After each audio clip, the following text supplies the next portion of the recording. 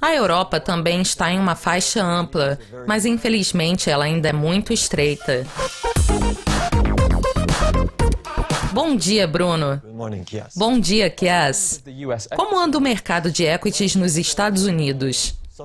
O mercado de equities americano está ótimo. O S&P 500 tem alcançado novas máximas, acima do patamar 2.193, registrado em agosto, e tem subido acentuadamente durante as últimas 3 semanas. O índice de volatilidade caiu abaixo de 13% e o impulso tem acelerado e ainda está em forte alta. Mas no gráfico diário, os mercados não estavam sobrecomprados. Nós precisamos diferenciar um pouco a situação aqui.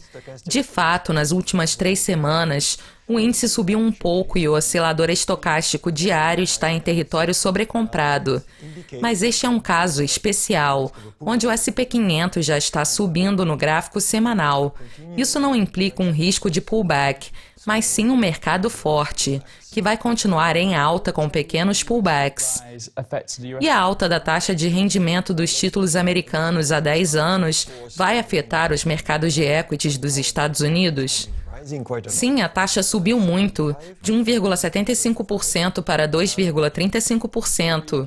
E, teoricamente, as pessoas pensam que isso afeta os mercados de equities. Mas no gráfico semanal, os níveis estão muito baixos. E estamos finalmente interrompendo uma tendência descendente de longo prazo. Portanto, não há um impacto negativo. E como anda o desempenho do setor financeiro nos Estados Unidos? O principal beneficiário é o setor financeiro, porque as pessoas esperam que as margens dos bancos aumentem com a alta das taxas de juros.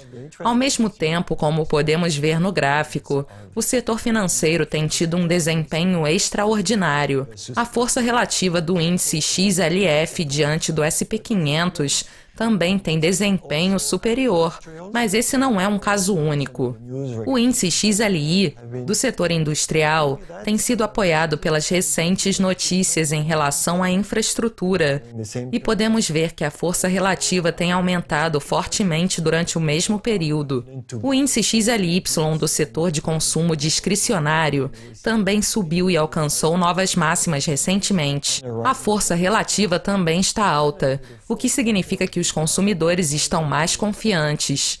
Finalmente, o setor de energia também está em alta e alcançando novas máximas. A força relativa diante do S&P 500 também tem aumentado, além do impulso positivo. Isso significa que os preços do petróleo poderiam subir novamente? Vamos dar uma olhada no gráfico semanal para o petróleo. Nos últimos 6 meses, os preços do petróleo têm variado entre 43 e 52 dólares e, recentemente, voltaram aos 43 dólares, para então passar por uma boa recuperação nas 2 últimas semanas. Os preços agora estão subindo em direção aos 50 dólares, e se ultrapassarem esse patamar, certamente continuarão apoiando a força relativa do setor energético diante do S&P 500. Portanto, 4 dos 8 setores estão em alta e esse movimento vai continuar. O petróleo está influenciando algum mercado emergente?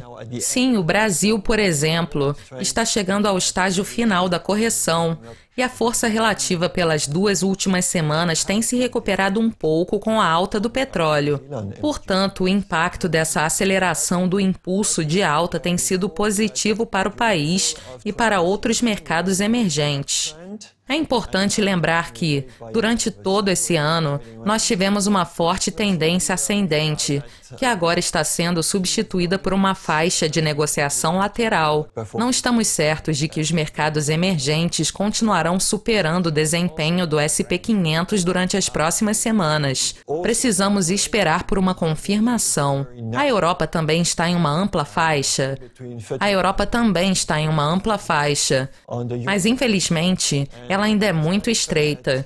O Eurostoxx está entre 3.100 e 2.900. E apesar das equities dos Estados Unidos estarem subindo bem, podemos ver aqui que o mesmo não acontece com o Eurostoxx, o que é muito preocupante. A força relativa tem diminuído durante todo o mês de novembro e esperamos que essa tendência se esgote logo, mas ainda não temos confirmação. O Nikkei japonês também está subindo com as equities americanas. Sim, felizmente a situação no Japão está ótima e o Nikkei está superando o desempenho do SP 500, enquanto o iene está se desvalorizando diante do dólar.